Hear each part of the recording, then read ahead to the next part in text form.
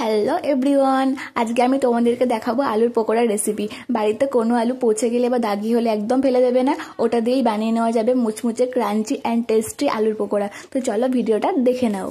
তো প্রথমেই আলুর খোসা ছাড়িয়ে নিয়ে সুন্দর করে গ্রেট করে নিয়েছি।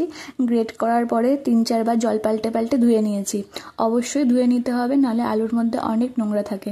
আর ধুয়ে নেওয়ার পর চিপে আলুর মধ্যে যে জলটা থাকে সেটা ঝরিয়ে দিতে হবে, নাহলে পকোড়াগুলো ভাজার সময় তেল ছিটকে আসতে পারে। তো এবার এর মধ্যে লঙ্কা পেঁয়াজ কুচি কুচি করে কেটে মিশিয়ে দিলাম। এরপর এর মধ্যে বেসন অ্যাড করব। তো বেসনটা দিয়ে দিয়েছি, ঠিক পরিমাণ মতো দিতে হবে। তারপরে নুন দিয়ে একটা ডিম ফাটিয়ে দিয়ে সুন্দর করে মাখিয়ে নিতে হবে।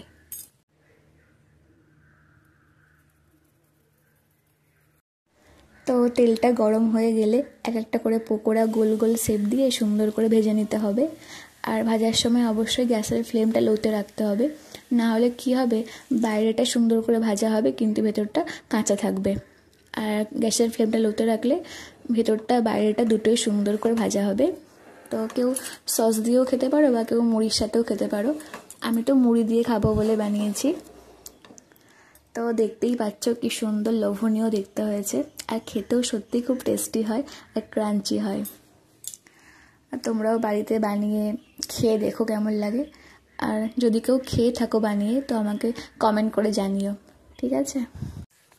ভিডিওটা ভালো লাগলে লাইক কমেন্ট অ্যান্ড শেয়ার। দেখা হচ্ছে নেক্সট কোনো ভিডিওতে। তোমরা সবাই খুব ভালো থেকো বন্ধুরা। Tata bye bye.